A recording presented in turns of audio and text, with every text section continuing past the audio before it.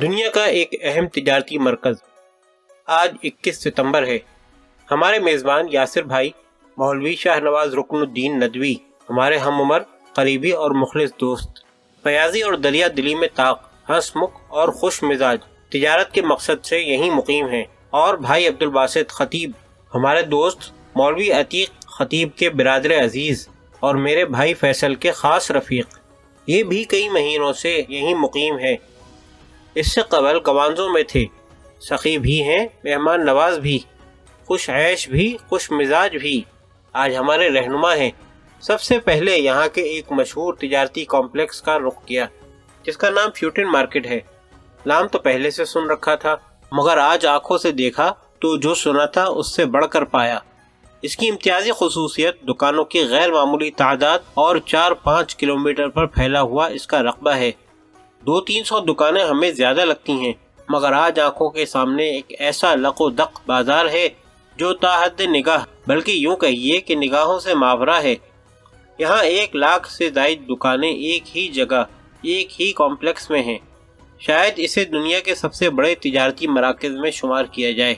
کہنے والے کہتے ہیں کہ اگر یہاں ایک دکان میں 2 منٹ کے لیے ٹھہر کر تمام دکانوں کا احاطہ کرنے کی کوشش کی جائے تو 1 سال کا عرصہ بھی اس کے لیے ناکافی ہو جائے۔ اس کے چند ہی کوشوں کو ہم دیکھ سکے، اس لیے کہ پیروں نے ساتھ دینا چھوڑ دیا اور وقت نے بھی اس کی اجازت نہ دی۔ تقریباً سبھی دکانوں میں ہول سیل تجارت ہوتی ہے اور سبھی چیزیں ایک ہی چھت کے نیچے جمع ہیں، البتہ اس کے لیے گوشے مختص ہیں۔ یہاں اکثر دکاندار خواتین نظر آئیں۔ چین میں ایک تعجب خیز بات یہ نظر آئی کہ اکثر جگہوں پر خواتین کی جلوہ نمائی ہے۔ تہذیب مغرب کے جلووں نے چینیوں کو بھی اسیر دام بنا رکھا ہے۔ مساوات کے نام پر عورتوں کو بے حجاب کر ڈالا، سیماب کر ڈالا، فطری نسوانیت چھین ڈالی۔ جن ذمہ داریوں کے متحمل ان کے دوشے ناتواں نہ تھے وہ ان پر لاد دیے۔ بس ہو یا رکشہ، ٹرین ہو یا موٹر، دکان ہو یا کھیل کا میدان، ہر جگہ عورتوں کو پہنچا دیا۔ چنانچہ عورت سب کچھ ہو گئی، عورت نہ رہی۔ یہاں کی دکانوں میں ایک عجیب بات یہ دیکھی کہ دکاندار خواتین ہیں، سن رسیدہ بھی، کم عمر بھی، ساتھ میں بچے بھی ہیں، نومولود بھی۔ ان کو پڑھا بھی رہے ہیں، کھلا بھی رہے ہیں، سو بھی رہے ہیں، سلا بھی رہے ہیں۔ کوئی گاہک آتا ہے تو اس سے بات بھی کر رہے ہیں، اپنا کام بھی کر رہے ہیں۔ ایک اچھی بات یہ بھی سننے میں آئی کہ نہ صرف یہاں بلکہ پورے چین میں تجارت اس انداز میں ہوتی ہے کہ کبھی پریشانی اور بے چینی کا سایہ ان پر نہیں پڑتا، قلق و اضطراب کو اپنے قریب پھٹکنے نہیں دیتے، کھلے دل کے ساتھ تجارت کرتے ہیں۔ گاہک آئے تو خوش، نہ آئے تو کوئی غم نہیں۔ اس لیے دورہ قلب کا اوسط چینیوں میں نہ ہونے کے برابر ہے۔ یہ ایک قابل تقلید عمل ہے۔ اس طرح یہاں دکانداروں کے لبوں پر ہمیشہ مسکراہٹیں کھیلتی ہیں، کبھی گاہکوں پر غصے کا اظہار نہیں کرتے، یہاں تک کہ بھاؤ تاؤ میں کبھی انتہائی کم قیمت پر بھی چیز طلب کی جائے تو بھی خفا نہیں ہوتے، ہنس کر ٹال دیتے ہیں۔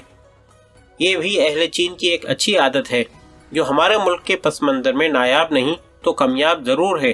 ہمارے ملک میں غصہ نہ ہونے والے کم ملتے ہیں اور یہاں پورے چین میں غصہ ہونے والے کم ہیں، بلکہ ہم نے تو پورے سفر میں کسی ایک چینی کو بھی غصے کی حالت میں نہ پایا۔ یو اپنے تجارتی مراکز کے لیے دنیا بھر میں مشہور ہے۔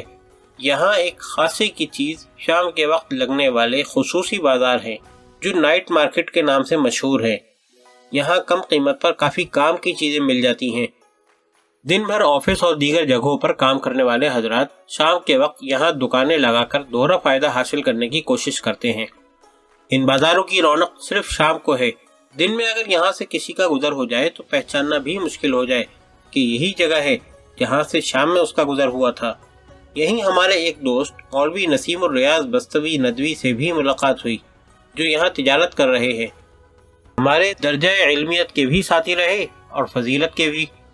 پھر اس کے بعد رائے بریلی کے قیام کے دوران بھی ملاقاتیں رہتی تھیں، اس لیے کہ وہ مدرسہ عائشہ میں استاذ تھے، مگر اس کے بعد انہیں چین سے بلاوا آیا۔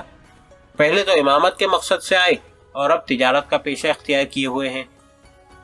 شنگھائی کی شام 22 ستمبر کا دن ہمارے پروگرام کے مطابق شنگھائی کے لیے مخصوص تھا، کیونکہ شنگھائی کے ہم کافی قریب تھے۔ یو سے وہاں کا فاصلہ تقریباً 300 کلومیٹر کا ہے، اس لیے دل میں ایک امنگ پیدا ہوئی کہ اپنی جدت اور رونق میں اس کی ایک دنیا میں شہرت ہے، چلو ہماری بھی ایک شام شنگھائی کے نام ہو جائے۔ اس لیے گاڑی کرائے پر لی گئی اور صبح تقریباً 8:45 بجے ہم لوگ نکل پڑے۔ ڈرائیور وقت سے پہلے ہی حاضر تھا، اس کی وقت سے پہلے حاضری ہم ہندوستانیوں کے لیے ایک نمونہ تھی، اگرچہ اس طرح کے نمونے ہم اس سے پہلے بھی دیکھ چکے تھے، اور وہ بھی ہندوستانیوں کے نہیں۔ 3.5 گھنٹے میں یہ مسافت طے ہوئی اور ہم پڈونگ کی جامع مسجد میں پہنچے۔ یہاں ظہر و عصر جمع تقدیم سے ادا کی گئی۔ نماز کے بعد وہیں کے کچھ مسلمانوں سے ملاقات ہوئی، بڑے خوش ہوئے، مسجد کی تاریخ سے متعلق ایک کتابچہ عنایت کیا، پھر حلال کھانے کی جستجو لے کر باہر نکلے تو قریب ہی ایک ہوٹل نظر آیا۔ ہمارے بھٹکل سے قریب مرڈیشور کے ایک تاجر سے بھی یہاں مسجد میں ملاقات ہوئی، جو سعودیہ سے یہاں تجارتی میلے میں شرکت کے مقصد سے آئے ہوئے تھے۔ ان کو بھی ساتھ لے کر ہم ہوٹل میں داخل ہوئے۔ چونکہ آج ہمارے رہبر مولوی شاہ نواز اور امتیاز بھائی ہمارے عزیز کئی سالوں سے یو میں مقیم ہیں، چینی اچھی بولتے ہیں اور انہی کے لب و لہجے میں بولتے ہیں، حتیٰ یہ کہ اب وہ اردو بھی بولتے ہیں تو چینی لہجہ صاف محسوس ہوتا ہے۔ ان لوگوں نے اکرام کیا اور ہم جلد فارغ ہو گئے۔ شنگھائی میں مسلمانوں کی خاصی تعداد ہے، اگرچہ یہ تعداد کم ہے پھر بھی پورے ضلع میں تقریباً 7 مسجدیں ہیں۔ ہم لوگ قریب سے تو یہاں کے مسلمانوں کو دیکھ نہ سکے، اس لیے کہ یہ ایک دن میں، اور وہ بھی شنگھائی جیسے وسیع ترین شہر میں، ناممکن تھا۔ اس کا تو افسوس ہے کہ وہاں کے مسلمانوں کی سرگرمیوں کا ہم جائزہ نہ لے سکے۔ تاریخی طور پر تو کچھ حالات ہم نے پڑھ رکھے تھے اور وہ کچھ امید افزا بھی نہیں تھے، مگر ان کو بچشم خود دیکھنے کا موقع نہ ملا۔ ویسے ہمارے سفر کی اصل منزل شنگھائی تو تھی نہیں، بلکہ چین کے مسلم اکثریتی علاقوں کا سفر تھا، اس لیے سر دست صرف شنگھائی کے تماشائی بنے رہنے پر ہم لوگوں نے اکتفا کیا اور اس مقصد کو کسی اور وقت کے لیے ٹال دیا انشاءاللہ۔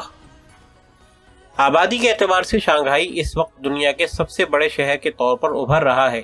آبادی کا آنکڑا تو تقریباً 2.25 سے 3 کروڑ کو چھو رہا ہے، مگر اس میں مسلم تناسب بہت ہی کم ہے۔ مسجدیں بھی پورے شنگھائی میں صرف 7 ہیں۔